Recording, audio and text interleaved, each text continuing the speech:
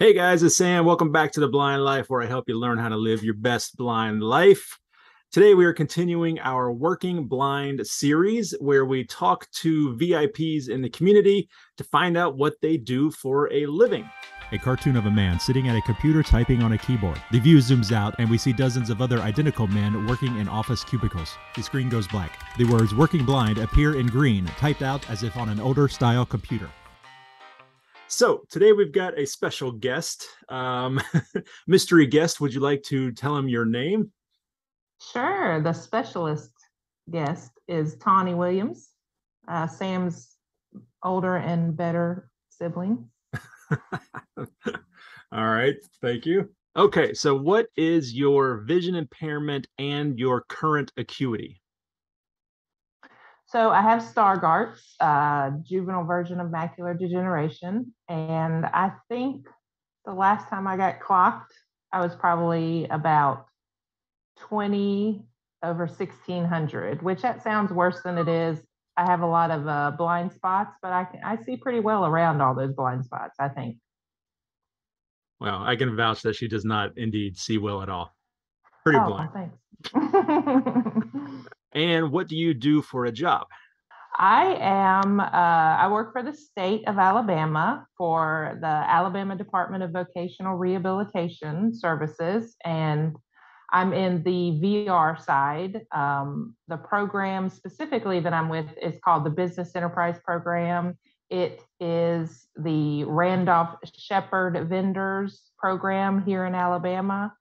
I work, I'm kind of, I say I'm kind of like the district manager. I take care of all the vendors in this area and make sure they're living their best blind lives. All right, and how long have you done that job? I have done that job since 2005. So I'm going on 17 years. Oh, actually, I'm over 17 years now. So, Wow. mhm. Okay.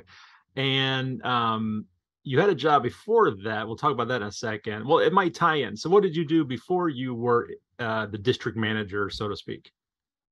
Well, before that, for a couple of years, I was actually a vendor. I was a vendor in the program for 2 years. The my rep that I replaced, he retired and said, "Hey, have you ever thought about being a rep?" So I had not, and state employee has great benefits. So I was like, "Sure, I'll do that." And then I can always go back to being a vendor when the 25 years is up. All right, cool. So, what kind of special training did you need to get in order to do your current job? We'll talk about the vendor here in a second too, but your current job. Well, being a vendor really is what got me my job because I had been a vendor and I knew the program backwards and forwards.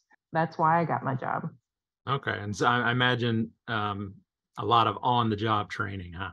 A lot, yeah. Okay. Well, what about for being a vendor? What kind of training did you need for that? Well, I went to the BEP program in Talladega, Alabama for 6 months, and then I did some on-the-job training with an former vendor, and kind of learned the ropes from him. And then I was maybe, I did that back in 2001. And then I think I got my first location in probably about 2003. So I was, still sat around for a couple of years waiting for the right location to open up, but it finally did. And I got my first route. Now, did you lose your vision during your job or before your job? Oh, way before. I was diagnosed when I was my fifth grade summer. So I was probably about 10 when I was diagnosed. And of course, they knew something was going on even way back in third grade. They knew something was going on. So a long time ago. They knew something wasn't right with this one. Yeah, well, and my third grade teacher said I was doing it for attention. That's Miss Garrison from Millbrook Elementary in Raleigh, North Carolina. She said, I can't remember any other teacher's name, but because she said that, she is drilled into my brain. Yeah, forever, forever immortalized. Yeah. Mhm. That's I'm sure that's something everybody can relate to, being told Oh that. yeah. Okay, and so what kind of accommodations did you need when you started your job, or what kind of accommodations do you have right now to do your job? Well, first and foremost and best is they hired me a driver because my job does require a lot of traveling around the state, and so they hired me a driver, and that's phenomenal. I mean, I would definitely not be able to do my job had they not made that accommodation for me. Secondly, I have tons of assistive technology. Anything I need, I can get. No questions asked, pretty much. I mean, you couldn't work for a better thing than to work for rehab services with a visual impairment. So it's pretty great to work for them. And I know you use a CCTV at work. Yes, CCTV at work. I have Zoom text on my computer at work.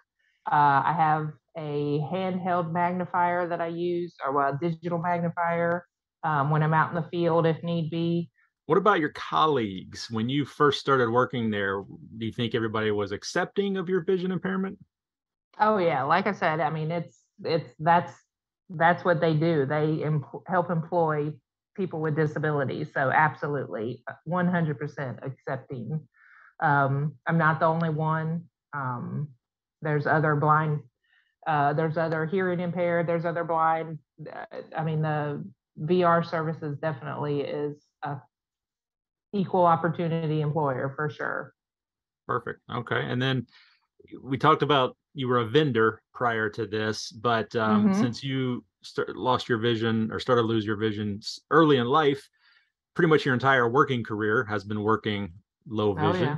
So, what Hmm. other kind of jobs did you do prior to even being a vendor? Well, I mean, what haven't I done really? I was worked at a grocery. I worked grocery stores. I worked daycares for a little bit, but then finally kind of found my niche in restaurants. I really enjoyed working in restaurants. Sam and I both worked at the same restaurant. I really enjoy that service. That's the service industry. And so when I moved to Alabama, I was working at Ruby Tuesdays. I knew the servers made more money than me, the hostess. So I was like, okay, well, I want to be a server. How can I make that happen? So I called VR, vocational rehab, and I said, hey, how can I make this happen? They helped me get some bioptic glasses that helped me be able to read the computer screens at work so that I could take the orders and do that. So I did that for a while. But at that meeting, that first meeting with the counselor, she said, oh, hey, have you ever heard of the business enterprise program? And I had not. She's like, you'd be your own business person, you'd be your own boss, and doing the service industry, doing the things that you like. My first route that I did was a snack bar at a junior college. And I really, really enjoyed that. I enjoyed making it my own and making it my own business and decorating the snack bar like I wanted to, and figuring up the menu. And, it really spoke to me. And that's kind of, like they say, find something you love and make a living at it. So that's why I got into it. All right. Well, if you guys would like to learn more about Tawny, she's been on the channel many, many times. You guys probably already Mm-hmm. know her. If you'd like to learn more about the Business Enterprise Program, she is a rep. Her husband is a vendor and a very successful Mm-hmm. vendor there in Alabama. Mm-hmm. I did a video with both of them, and I will link that down below. I'll also, Tony and I did a live stream once talking about the Business Enterprise Program, and both that live stream and the video I did with her husband, she and her husband, um, we also talked about the bioptic driving program. So I will link Mm-hmm. both of those videos down below. You guys can learn more about that. Tony, thank you very much. Always a You are pleasure. welcome. Just a reminder, I am the favorite child, so just Yeah, don't want you to forget. that's debatable. All right. Thanks, guys. We'll see you next time. Bye.